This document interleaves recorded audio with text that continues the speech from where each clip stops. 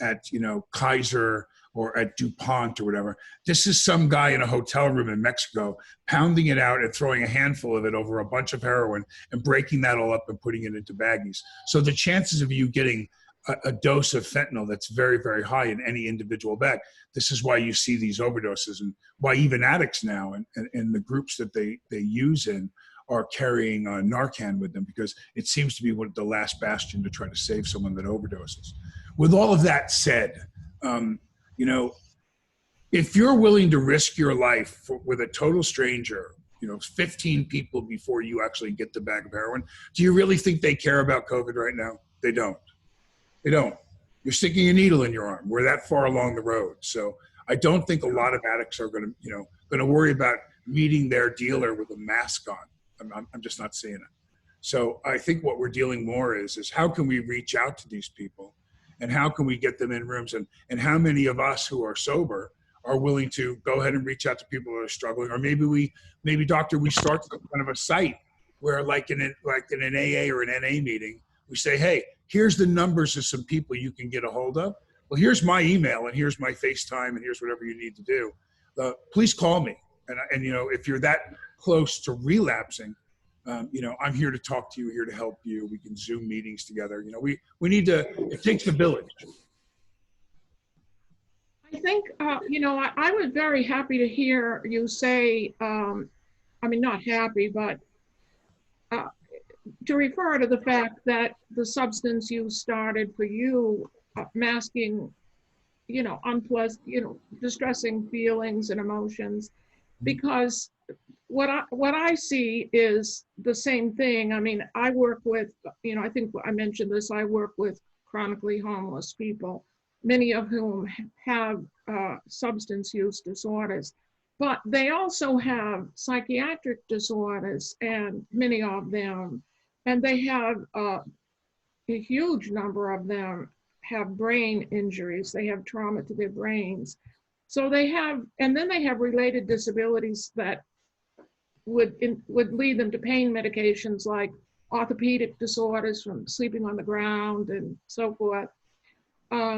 So, you know, what do you think about this? Because we have a couple of people here from the Skid Row community. They are very active in helping people there. General Jeff is the so-called, often referred to as the mayor of Skid Row, long time community activist with an iron fist, as people there refer to him. And then Bobby Bach has been doing programs and podcasts and whatever he can do to help the community. What do you say to people who are dealing with that? And in particular, here's a question that's important to me. Because a lot of times people are denied housing because of a substance use disorder. You know, we don't deny people housing because they have diabetes, say, and maybe their sugar's out of control because they didn't do everything right. What do you think about all of this? Well, I have a couple of things to say, and listen, with the credentials and the experience and some of the people that you have on what's called a panel right now, I don't know as much as they know, because they're out there in the streets fighting the fight. But I will tell you the limited amount that I do know. As I see, the most significant problem is, this is not a problem when you bring up all those mitigating factors of being homeless. Being homeless is a byproduct of all these other factors that you're pointing out. So until you take a look at the fact that this may indeed, in a number of cases, be a mental health issue, well, also suddenly when it's classified as a mental health issue, you get all kinds of aid from the federal government and from the state level and so on and so forth. So why don't we look at it as an individual cases for each person, and we find out that we've got a number of veterans that have PTSD. Well, why aren't they getting help? Why is that guy not getting the necessary funding and help? Because the byproduct of his mental problems and some of the things or emotional or psychiatric problems, he served or she served our country and put their life on the line. We don't owe them this. The byproduct is they ended up being homeless as a result of these other things. As soon as we get the federal government or at the state level or even the county level to look at this financially, listen, There aren't houses right here in our neighborhood or buildings that I see boards up as you go along the 81 freeway in Syracuse that belong to the city that I could right now promise you I could get Home Depot, Lowe's, and people to donate the sheetrock. We get workers in there and do these 6, 7-story buildings that have 12 units on each floor and turn that into a 2-man per unit homeless shelter or something like that. These buildings are sitting empty, but we don't have the money to do it. Let's face it, it comes down to money. And until we get them to classify this problem as a mental health issue, we're not going to get the money. That's how they hide. I know that General Jeff can comment on that. I'm wondering if you have a question or a comment, General Jeff. Thanks for having me, Dr. Mary. Can you hear me? Hello? Yes. Oh, Yes. thanks for having me, Dr. Mary. And thank you, Daniel, for being so upfront with your own personal story. As Bobby Buck can attest to, us being from Skid Row, I've been in Skid Row 13 years. I'm a frontline community activist. And, there's so many different nuances here in what's commonly known as the homeless capital of America. And so, what's already been discussed, there's so much that can be responded to. But I want to focus on what Dr. Mary mentioned about folks not being able to get housing if they are identified as having an addiction. And so here they're, herded into some type of a program. Me, myself, I have a problem with these programs. When they talk about 12 steps, self-help, AA, all these types of programs. For instance, if I may quickly, like 12 steps, that was created in the 1930s solely to address alcohol abuse. And then we look at the 1960s when there was, LSD, PCP, acid. We looked at today's drugs with, not only heroin, ecstasy, and all these things. The drugs of today, these street drugs, are much more powerful than 1930s alcohol. Even alcohol of today is a little more potent than back then. And so, for these nonprofit organizations in Skid Row to say we're going to put you in a 12-step help program, and my whole thing is these are the same 12 steps from 1930. So either there needs to be some additional steps 13, 14, and 15, or there needs to be a complete overhaul of these initial 12 steps. And so it's old, it's outdated, and that's why it's not working. And so self-help, that's another flaw. And then we're talking about the powers that be are channeling millions and millions of dollars into these programs annually. Self-help, what it is the nonprofits here, they give you a platform or a space for you to, support groups, talk amongst yourselves, and basically heal yourself. That's why they call it self-help. Well, my logic is, if I'm helping myself, why are you getting all this millions of dollars? And so we can go on and on and on down the line. And it just what I call them poverty pimps, because as long as homelessness exists, as long as, substance abuse exists, there are a whole bunch of entities and folks in America that are getting paid significant funding for this, and it's an overall problem. And I'm gonna pass the mic on to Bobby Buck and let him take it from here. General Jeff, yes, I'm wondering if Daniel has a reaction to that before we. Oh, okay. Yeah, I don't know that there's a one size fits all. I did a movie years ago. And I wrote it based on a guy that was, he was kidnapping heroin addicts and taking them up to a cabin up in Big Bear. He literally drugged them, and they would wake up and they'd be like, "Who are you? I'm going to help you kick heroin. You're up here for 30 days. We're going to cold turkey." And it was a true story about a guy that I knew. Well, I got more shit from people that were in that 12-step program saying, we're supposed to be anonymous. And I said, listen, this was written in 1939. When if you admitted you were in AA, you lost your job. Right. You couldn't admit that you had an alcohol problem. There was a stigma that came to it. Now, what's happened is they wear a badge when they say they're an alcoholic, but you say you're a drug addict, and it's not the same. It's not the same badge. And yes, I think that revamping those or coming up with a new system that's realistic towards I hear you when it comes to the strength of what we're talking about. When it comes to the potency of the drugs and the differences in what they do to you now. But at the end of the day, I hate to sound like, all business, but it comes down to funding, man. It comes down to funding. So if you really want to help them having a panel of people, no matter what their problem is, being involved in the decision making at the street level is where it's at. You know, it's the same. It's the same as you'll see. Go on an NFL sideline and ask a player who's playing for a coach who actually played the game, versus a Belichick who could be very successful, but they all know he was never in that huddle in the NFL. They all know that he's not one of them. He doesn't know what it's like to be in the game and play with that kind of pressure. But it's the same for addiction. It's the same for being homeless. I can spew out all the pontifications I want from people I know, but I've never been homeless. I've known a lot of homeless cats. I've sponsored them. I've helped them. But man, only somebody, there should be a panel of people that are homeless or have been homeless that are helping direct these people so they really understand how it feels, what they really need, you know, not what they think from some, you know, upper middle class to upper class white office building on the 15th floor down in Century City. That's not going to cut it. You don't know what it's like. So why aren't you and your constituents more involved? And I'm not saying you're not willing to. I'm saying, but why aren't they coming to you to ask you? And they just aren't. They aren't.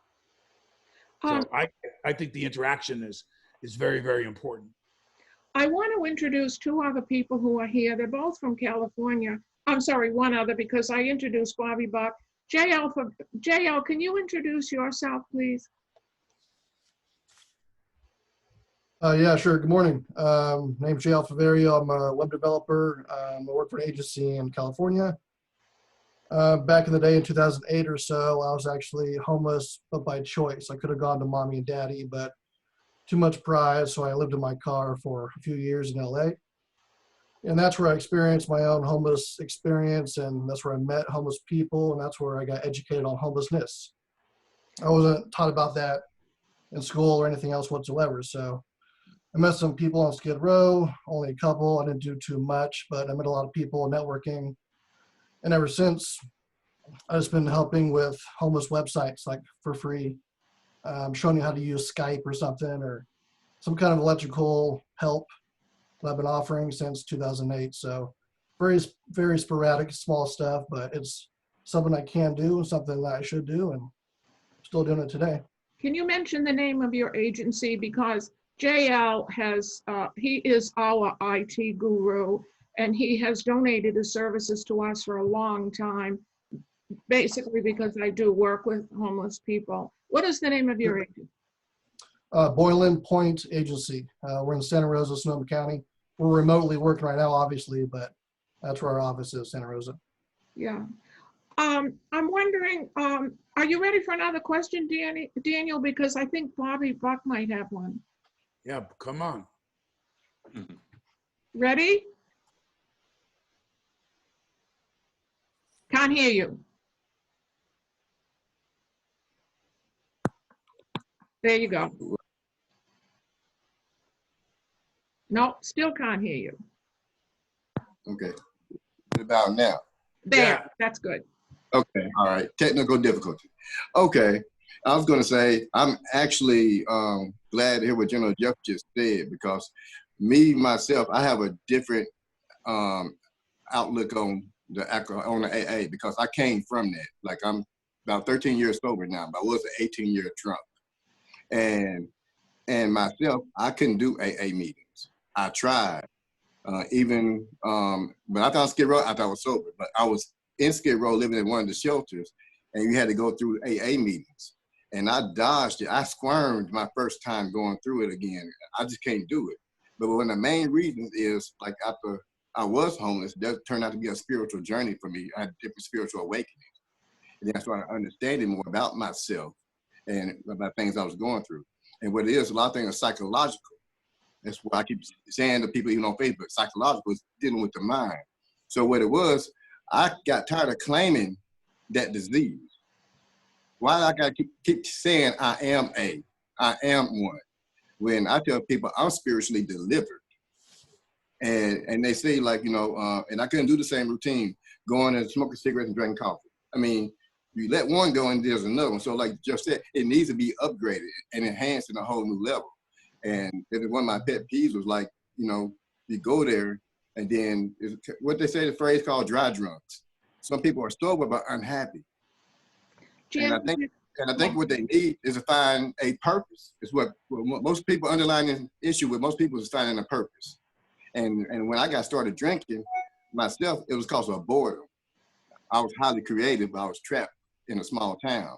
So I had to come here. I got to let it all out of my mind and get to exercise what was in me. So some people got, like I say, each case is different. But some people got other issues, like I'm gonna start speaking on abandonment and rejection issues. As I noticed, those issues are never spoken about, but those issues stem to create all the other issues. Bobby, I'm wondering if Daniel has a comment about what you're discussing right now. Okay. Yeah, I mean, I'm delivered from my personal Savior, Jesus Christ. I mean, so right. I don't push that on other people, but for me, it was my personal relationship with God in conjunction with the 12 steps. But I respect anyone's right to believe whatever they want. It talks about a higher power in the program, and I do see that possibly upgrading or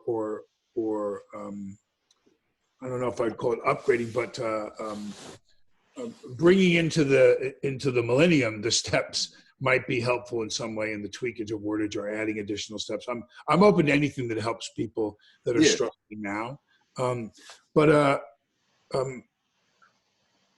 I think we all have our individual path, so that's why one of the great things about being in those rooms for me was, I didn't get it. I hated the sayings one day at a time. And I hated, I'd say, fuck you one day. What does that mean? I want to go smoke crack, and I'm struggling bad right now. So, telling me that I got to take it one day at a time and 90 and 90 and stick with the winners and blah, blah, blah. I didn't want to hear any of it. I couldn't hear any of it.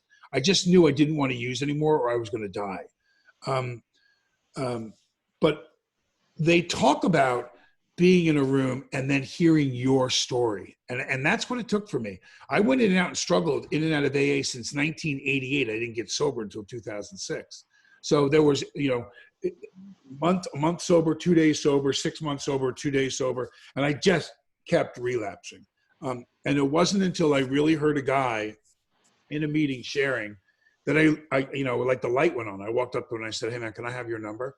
You told exactly my story." And through just giving up and wanting to follow, have what he had, I finally started, listening to what they were telling me to do and took the actions necessary. But I don't care how anyone does it. I just know that, I was going to die. And most of these guys, particularly on the opioid thing, they're one shot away from it being over. It's way different than the stuff we were shooting in the 70s when I was in high school and early 80s. Now, because of the stuff they're cutting it with, it's super, super dangerous. I think Bobby's raising his hand. Is that right, Bobby? Could you turn your microphone on, please? Okay. Okay. This is what I was going to ask. Kind of like what y'all are doing today.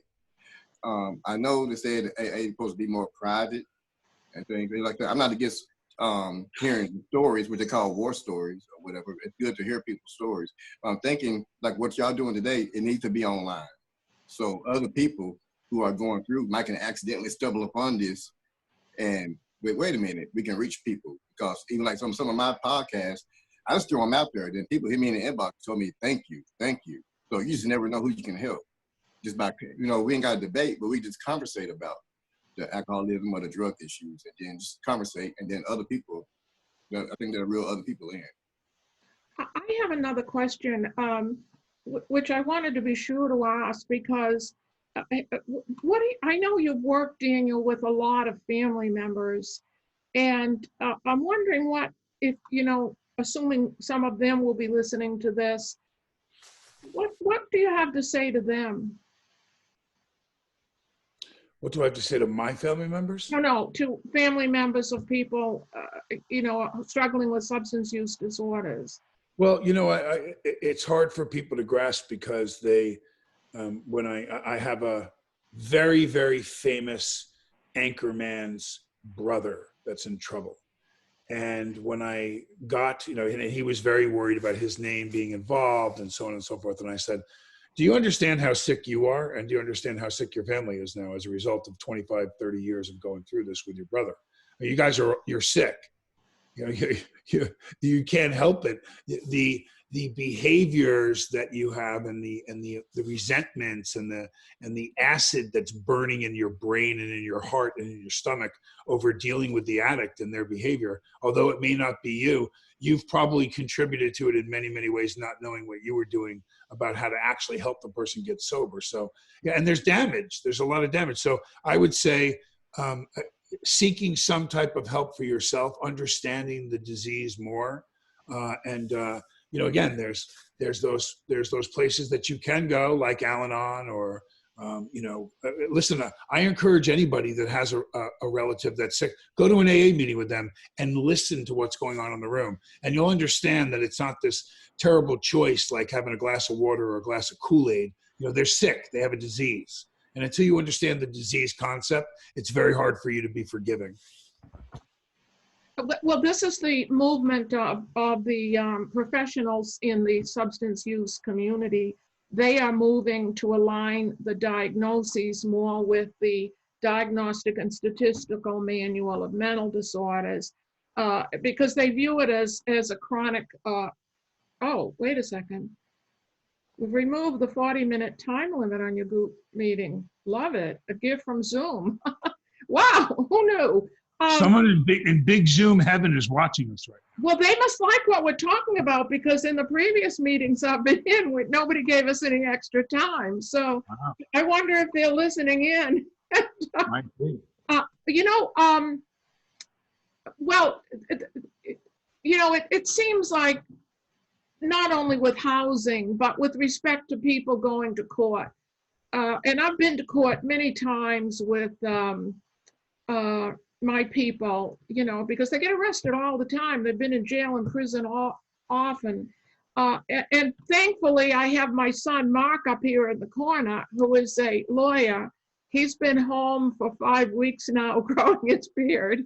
So he probably doesn't look the part. He's not wearing a suit, but he's given me a great deal of legal advice, because he started his career as a prosecutor in Manhattan, where they have, you know, all kinds of crime.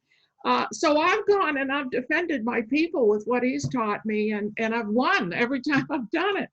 So, but what happens in these places is the decisions about whether the person is going to get housing or whether they're going to go to jail all seems to revolve around case managers and you know, focusing on their substance use disorder. I mean, I would like them to focus on the people's psychiatric disorders, on their brain injuries, on their orthopedic disorders. But it's like there's, you know, this is one of the things that I hope to see is, I hope to see that we stop making this primary level of decision making. Well, okay, so I have a question for the people on our panel that have experience with being homeless themselves. And so let me quickly just say this. So I tried to acquire a grammar school that's been empty here for years in this little town that I'm in outside of Syracuse, New York. Now the taxpayers are paying for the electric, for it to be heated, $14,000 a month in the winter because it's so cold here. And I said, you know what, I don't want your school, just lease it to me, because I'll run a not-for-profit and put 250 kids a month through this program as an option rather than putting them in jail. Keeping in mind that if there are 2-3 more charges legally down the road, they're going to prison. And if they go to prison, it's $75,000 a year that the same taxpayers are going to pay to put them in prison. So my question is along the same lines. Here we are with people that the problem that's labeled is homeless. And we have shelters, and we have places for them to eat, and we have places for them to get clothes, and we have places. Would it be better to take that money and have places for them to live? Well, you know, you're preaching to the choir here. This is what we've all been talking about. But the business of homelessness, I don't know if you know this, but homelessness is a multi-billion-dollar business every single year. And, you know, these agencies talk about how they really care and they really want to help, but when so then you get somebody like me who has the skills to help. I mean, I specialize in psychiatric disorders and brain injuries. Wouldn't you think they'd roll out the welcome mat? Well, exactly the opposite occurred. I have been maligned in every city where I've worked, including in Los Angeles, believe it or not. They don't want the help. I mean, I am writing a book now about homelessness, and I've been out there for somewhere between 15 and 20 years working with these people, in large part because my field is, rehabilitation psychology, and people in my field are trained to become advocates. In fact, it's a professional responsibility to be an advocate. So, I started advocating for these people. Well, they are deeply resentful of my efforts, so I think we're up against, I don't think we're going to change the system because it is so profitable. I think we need to start focusing on doing something different ourselves, and going down a different road, and this is help me understand when you say profitable. So is this a Susan Komen Foundation where you find out that CEOs are making hundreds of thousands? Like, where's the money go? Well, let's ask General Jeff. He knows. Yeah. Yes. Yeah, absolutely. Yes. So when we talk about poverty pimping, definitely the CEOs and executive directors of these nonprofits are making, six-figure salaries here in Skid Row alone, as high as $200,000 and $300,000. Then it goes on up to that's the local nonprofits, and then you have the national nonprofits like the United Ways and those folks, and then you have the Red Cross, the international nonprofits, and I'm hearing that CEO makes upwards of $650,000, and so there's tons of funding here in Skid Row. The annual budget coming in is in the hundreds of billions of dollars annually. I'm sorry, hundreds of millions of dollars combined, and so in 2014, Los Angeles Police Department, LAPD, gave a town hall meeting where they themselves said that there were 107 nonprofit organizations in Skid Row. And so I don't know where they got that number from, but clearly there's a significant amount of money that's already coming to Skid Row. And that's aside from, the recent ballot measures. Triple H, HHH is $1.2 million. Single H, Measure H, generated between $4 and $5 billion. And so there's a tremendous amounts of money. And so when we talk about housing, here in California, not only in Southern California, but even up north where JL is, California, the real estate developers are looking at California as prime real estate. And so when we talk about, obviously the solution, if you're homeless or houseless, obviously the first option, the first solution that comes to everybody's mind is, well, give them a home. We in Skid Row, we don't look at shelters as home. A home is where you have your own private personal space to be put in the dormitory type setting where you've got a room full of hundreds of strangers. That's not therapeutic, and that's not safe. Then it's especially dangerous right now with the COVID virus. Sure, and even before now, where you've had issues of bed bugs, and even theft and abuse, violence, and that's a lot of ongoing issues, and even just the disrespect from the staff. It's just not a healthy environment. There's little to no oversight. As all this taxpayer money is going in there, and then they're scribbling something on a piece of paper and turning it in, and just getting sign-offs from the higher ups, and then it just keep getting the funding. So it's not a healthy environment. And so us activists, and just for the record, I've been homeless and in Skid Row for 13 and a half years. And so, it's dire now with all of the day-to-day issues. Now you've got this pandemic happening. And so it is just horrendous. And so, but at the same time, in order for us to try to generate more solutions and more funding and more interest and focus on the need for low-income housing, not only for individuals, but we want low-income housing for families, which does not exist here in Skid Row. The problem is we're going up against the real California real estate developers who are looking at Skid Row as prime real estate. And so they're blocking any and all of our solutions, just like a few years ago. you know, it's still in the process of leading an effort to create a Skid Row neighborhood council to have our own governing body so we can have a seat, not only a seat at anyone else's table, but create our own table and then have all our stakeholders from the business folks, the nonprofit folks, and any other at-large stakeholders all at one table so that we can all, you know, talk about Skid Row and the solutions in the best interest of our community all at the same time. And so, you know, that's what we're trying to do. But the real estate developers blocked that.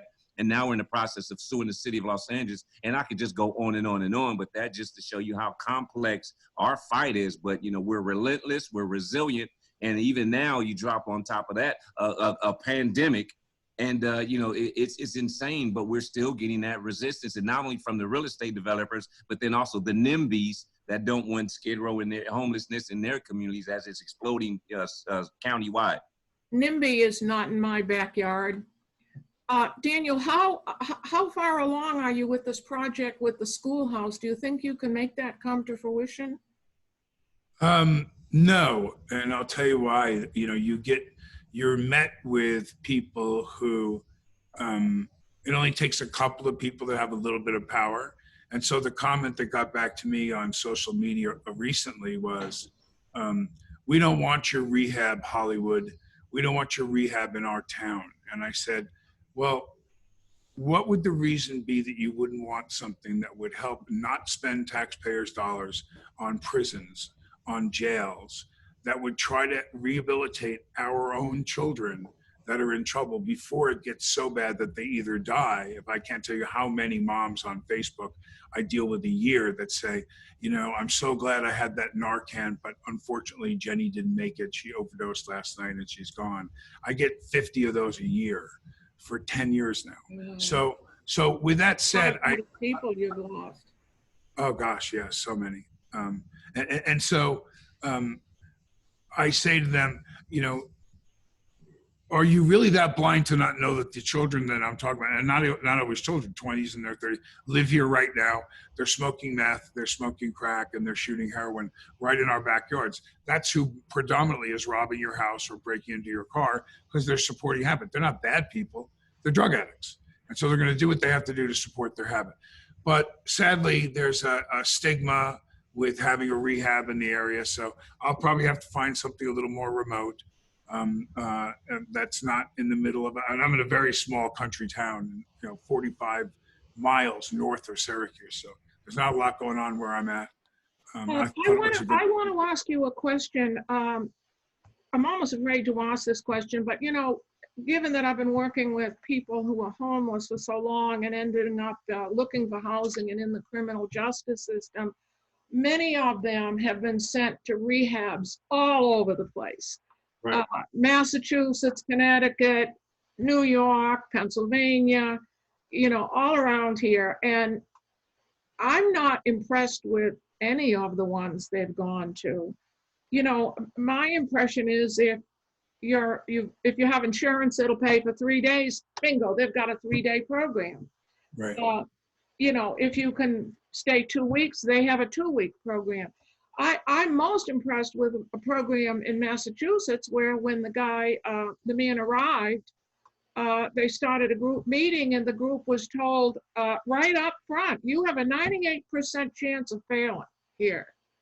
Well, why, you know, it's almost like homelessness. Why do we keep doing the same things? You know, I have been very disappointed with the results of people, you know, and it doesn't sound, I mean, do you want to tell us whether you went to a rehab or did you do this all on your own? I did. I went to rehab 9 times. And so remember, we can all have a variety of opinions, but mathematics is a science. It does not lie. It cannot be challenged. The source of the numbers in the equation might be challenged, but math in itself cannot be challenged. So because of the United States Air Force, most people don't realize why the failing rehab current mathematics length of stay, the standard insurance stay is 28 to 30 days. Now that's back in the day when they were covering. That's due to the Air Force. The Air Force had pilots back after World War II and going into Korea and the Vietnam War that developed drinking problems. And so they gave them the maximum amount of days to go get help that they were covered to not be in the Air Force, the amount of time they could give them off and still pay them. And suddenly that became the model by which we allowed people to go to rehab for their inpatient recovery, 28 days. And that became the standard, even though 28 days is proven mathematically that less than 3 out of 100 will stay sober for 1 year. Now let's increase that to 90 days. At 90 days, less than 15% will stay sober, keeping in mind they're in the rehab for 90 days. So they only have to stay sober 9 more months. Less than 15% will stay sober. At 6 months, that number vaults to 45%, less than half, and half the time they're in rehab. At 1 year, so this number now will suggest something happens in the neurons or something happens in the brain. At 1 year in a controlled environment, that includes detox, rehab, PHP, and sober living, 95% of those people that stay in that program for 1 year get multiple years of sobriety. Multiple years of sobriety. So with that said, why would you ever put your money behind anything less than 1 year in a program? Why would you ever do it? Right. I don't know. I don't know why anyone would do that. Daniel, let me interrupt you for a minute. They offered us extra time, but they're giving me a flashing red light here to end the meeting. So I don't know if we might get suddenly cut off. But before that happens, I wanted to ask you, because I know everybody will enjoy hearing the story about your trip to Spain and the movie that you're doing right now in memory of one of your... Yes. So although I may not look it, cameras can be deceptive. I'm a lot thinner than I was a year ago. I had a kid that I put in the program named PJ Raynor. His mother was my brother Alex's first girlfriend in junior high school. I've known her since I was 5 years old. And she reached out to me and said, you know, my son's shooting heroin, the usual. He's robbing things. He's facing charges. I get together with him. I get together with the DA in Wilmington, North Carolina, and the judge, and I make a deal. I put him into a 2-year program called TROSA in Maryland. He goes in, he does everything, gets 2 years sober, comes out, won't go to meetings, won't get a sponsor, won't do anything, any kind of aftercare of any kind. And I said, PJ, you're going to get in trouble again, and you're going to end up with the same guys. You got to do something. I don't care what it is. So, of course, he relapsed. He stole some stuff from a construction site. All the charges came back, plus new charges. I get on the phone with the DA. I get on the phone with the judge. Same guy, same deal. Put him in another program. He smokes weed in the program, turns up dirty. And this went on and on and on. I put him in multiple programs. Finally, I flew out to meet the judge because they weren't taking any more of my bullshit on the phone. And he gave PJ this choice. He said, you're now facing 12 years. I'm going to sentence you to the 12 years, and you'll probably only serve 3. That's about how much, about 1/4 of the time you're going to end up serving right now currently for these types of charges. Or I'll give you to Baldwin, and you can go to this rehab he's talking about out in California. But if you fail, you do all 12 without the choice of any kind of probation or parole. So he had to choose whether he's going to succeed this time. He chose to come with me. And on the flight, I asked him to write a bucket list of the 10 things he always wanted to do, that if he relapsed and died, or he ended up in prison, he wouldn't get a chance to do. I said, write me 10 and put them in descending order, one you want to do most and so on. So he wrote his list, and I pulled out the list I wrote in 2006, and we had one match, to run with the Bulls in Pamplona, Spain. So I told him, if you get 2 years sober, I will take you first class to Spain, and I will run with the Bulls with you. So he got 3.5 years sober, met a girl online, went out with her first night. She had the needle, decides he's going to shoot up and screw this chick, laced with fentanyl, ODs, and dies, and I lost him. So February of last year, I took my physical. I was 285 pounds. I decided on camera to document my training, the diet that I went on, and I went ahead, and in 5 months, I lost 57 pounds. I flew to Barcelona, I drove to Pamplona, and I ran with his ashes, and I spewed his ashes in the stadium after the run and left him in Pamplona like I promised. Wow. What is the name of this movie going to be? It's called My Promise to PJ, and in case we get cut off, my email is baldwinhelp@icloud.com. If you email me, I'll send you the movie trailer. It's pretty awesome. The night that I told him, I said, PJ, we have to do something. We're going to run, of course, 2 drug addicts. We look at the course.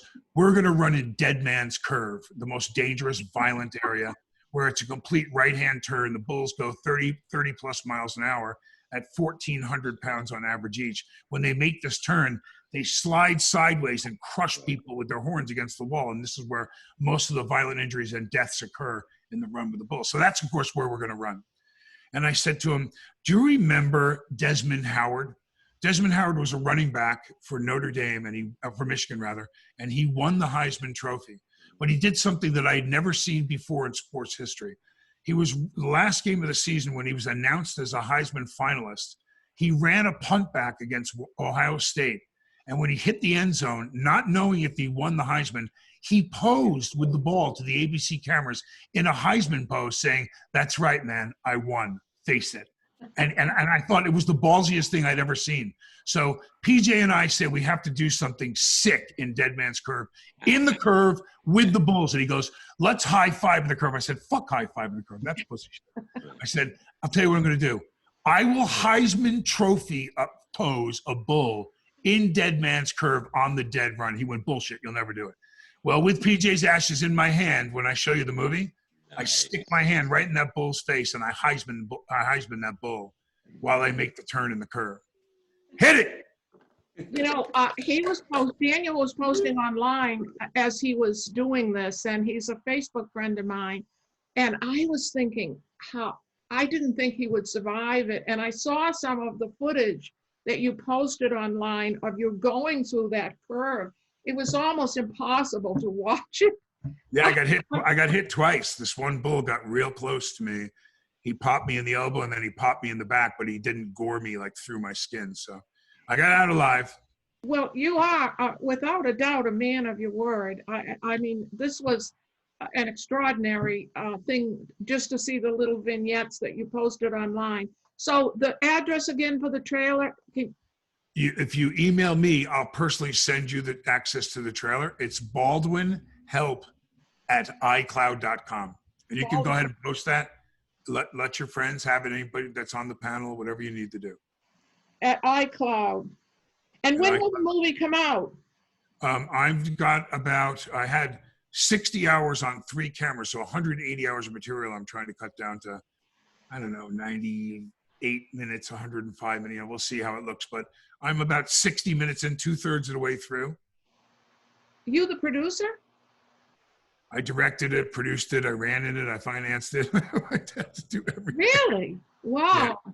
Well, I know it's going to be very exciting because, I mean, even the little videos you posted online, the environment in Spain is just beautiful to look at. And it's wild animals. Think about what you do. Think about what the men that we have on this panel do. We reach out to help people based on our experience, strength, and hope. I don't know if it wins awards. I don't know if it makes any money. I really don't give a shit. But will it inspire someone to get sober? Will it help change someone's life that they don't have to go till they're 45 and just keep screwing it up and almost dying like I did? Probably. It'll reach some people. And that's the main draw for me. I'm hoping it helps somebody not have to go down the road I went down. With your talent, it's going to reach a huge audience. Well, we'll see. Let me ask you this. Those of us who work with this disadvantaged community and disabled community, when you're out there in LA and California meeting with your friends in the affluent community, which is the exact opposite of the place where we work, I wish that you would try to raise their consciousness about homelessness and about, the Skid Row community. They are the Skid Row community, because I'm connected all across the country to homeless people and organizations, and the Skid Row community is the most activist in the entire United States. Mm-hmm. And, these two guys here, Bobby and General Jeff, are leaders in what gets done there. I mean, they've done extraordinary things. Well, there's what comes to mind for me immediately is some type of event.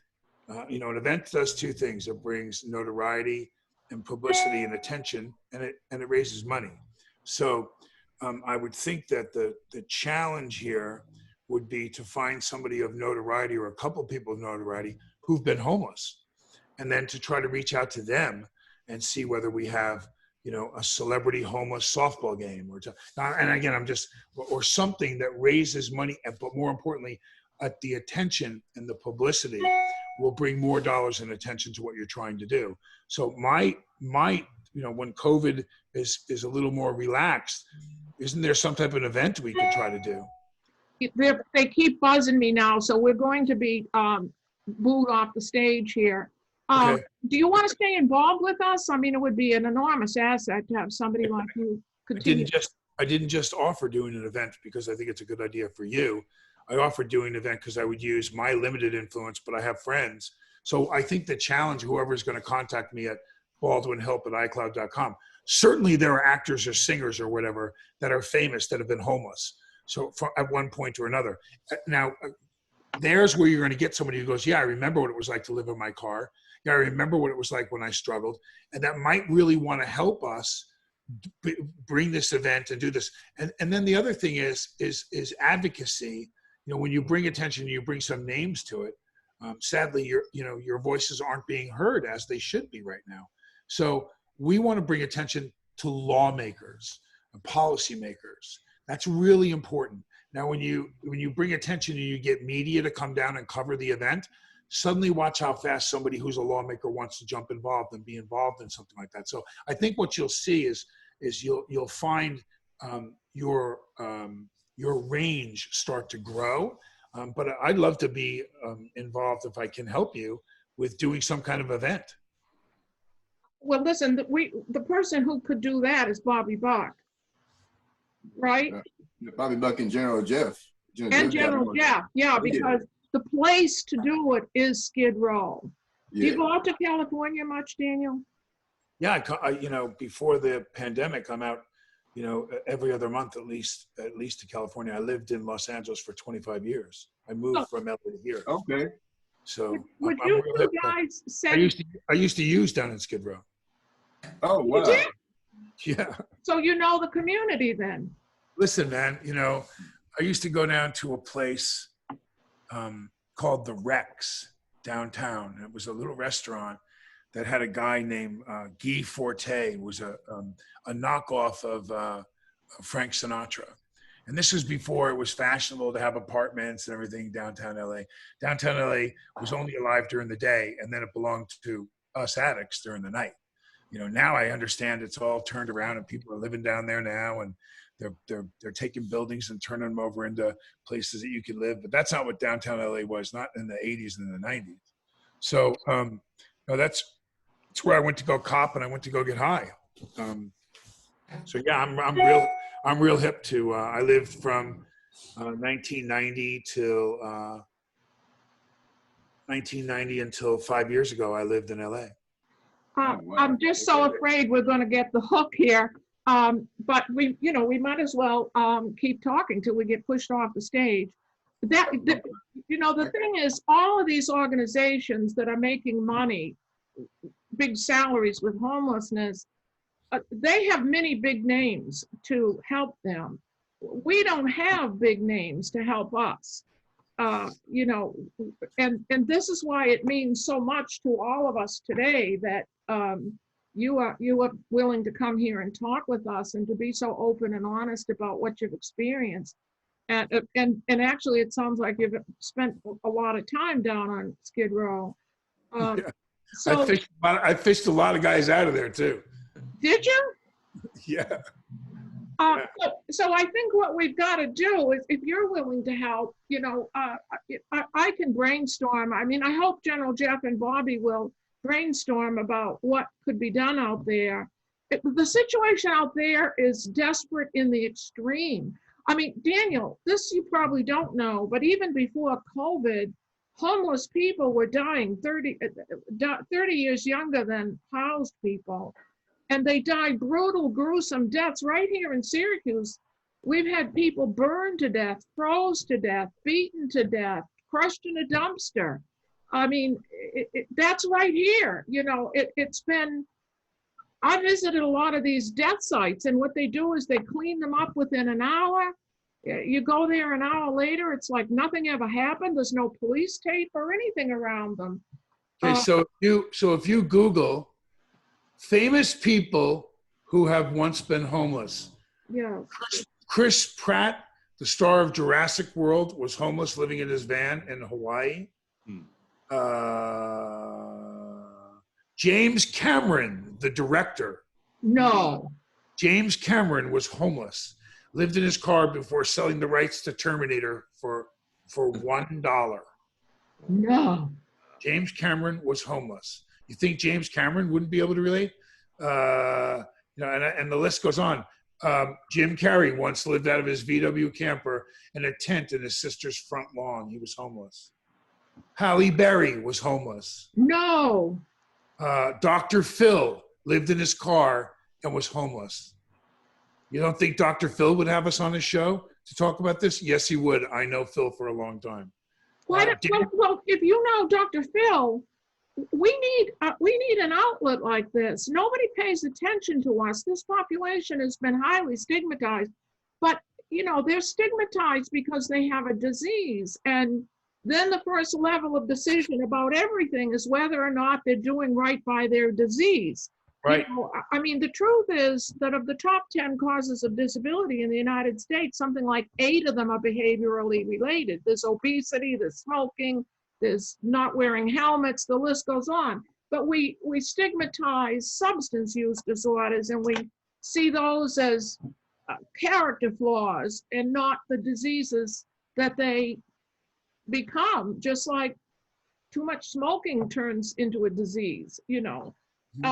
And people don't realize they're going to become addicted to something like that. But we need to get a high profile. All right, listen, Daniel, would you be willing to come back and talk with us some more on one of these programs? I sure would. Daniel Craig, James Bond, lived on park benches in London. Ella Fitzgerald, Michael Orr from the movie The Blind Side. Jennifer Lopez. No. Was homeless. Really? Hey, Daniel, what website are you looking at right now? I'm on The Independent. I Googled, let me tell you exactly what I Googled, and it came up, The Independent, 17 famous people who were once homeless on The Independent. I made a website years ago. It's still up now. It's called theheclub.com. It has a list of dozens of celebrities that used to be homeless, source files. So I'll just keep on building that and show that next time too. Yeah. Steve Harvey was homeless. Yep. Really? Yeah. Hilary Swank was homeless, Academy Award winner. Oh. You know, so, I mean, listen, when we go through the list, I'm sure there's, 100. And so the question is, we need two. We need two, that would bring attention. And, I'm sure we can reach 2 people that would be interested. And there's other people that don't necessarily have to be homeless, that have always gotten behind causes and so on and so forth. Arnold and Maria Shriver out in California, he's an advocate for a lot of different things. And so there's people we can reach out to. What you really need is a plan, so that's why I say, if you start with an event, you'll see how many people want to be involved in the event. And suddenly you've got 100 phone numbers of people that have money, people that have locations, people that have food, people that, people that know people who own buildings. It's interesting because I remember Donald Sterling, the owner of the Clippers for many years, he lost his son, Scott, to overdose in a Santa Monica hotel. And years later has softened him and some of the things that he's been, accused of doing racially and different stuff. And he's a very different man and been very, very humbled. And I wonder if he's not someone with the vast amounts of real estate that guy owns. He owns 100 buildings in from Wilshire corridor all the way down to downtown. So in L.A. In L.A. Wow. Yes. Wow. This is what we need. We have stigmatized this population, but you know, I went out and started to conduct research in Auburn, New York, and Syracuse, which I know you're familiar with those places. And I didn't find kooky, crazy people. I found people with severe head injuries. Some of them occurred in childhood, and with very serious psychiatric disorders. And, you know, some of them said to me, well, you can't do homelessness sober. I mean, quite honestly, I don't think I could. I'd be drinking wine or something to, you know, to cope with it. They do it to cope with the cold. I mean, some of them have committed suicide that way, you know. You know, and again, I don't know anywhere near what you guys know. I don't. But my experience with it has been, I have found that a lot of people that I knew that had been homeless didn't have a lot of options and didn't have a lot of hope. That would be my first, you know, you can throw in all the other, this trauma happened, that head injury happened. But I didn't find a great deal of them in what I knew, the guys I knew. I found a lot of addiction, but I found that addiction came from not having a lot of options, a lot of hope. Because if you were to turn around and tell a lot of those cats, hey man, you could work painting my fence at my house, they'd have jumped in that car and worked for some money and done stuff. They just didn't have those options. So it wasn't that they didn't want it. And some guys were mentally ill, and some people were. Excuse me. We're on a podcast. Can you tell everybody hi and stop calling me? Hi. Who's that? It's the boss. Oh, Robin. Yes, Hein. Bye, Hein. love you. Beautiful fiance. Oh, excuse me, if I could jump in quickly. I've actually got to get. I'm in Skid Row. I got to get out here, do some COVID stuff. They did a bunch of testing out there, the city of Los Angeles. I got to check on some folks. Hey JL, good to see you. I appreciate what you do. Hey Bobby Buck, what's up? Hey Mark, good to finally see you. Thank you, Dr. Mary. It was great. Natalie, I don't know who you are, but I guess you're still on. Dr. Mary, thanks for that. Daniel, thanks for your time. Really appreciate it. I've already emailed you. Let's keep in touch. Let's do this again. I trust and believe I can talk all day long on these subjects and more, but I got to get out here with our folks and do whatever it is that I do. Take care. Talk to you all soon. Thanks for having me. Yeah, and I gotta do it too. Oh, this is his beautiful daughter. Hello, sweetheart. That's Finley putting the makeup on. Listen, y'all know how to get a hold of me. Liz, yes. Please call me and let's make a plan, okay? Yes, we'll make a plan and I'll get back to you. And Daniel, if you continue to want to work on that school, I will help you if you would like. Call me, we'll talk about it. God bless you guys. Thank you. Thank you. Thank you very much. Thank you, everybody. Bye-bye. All right. Stay well, everyone.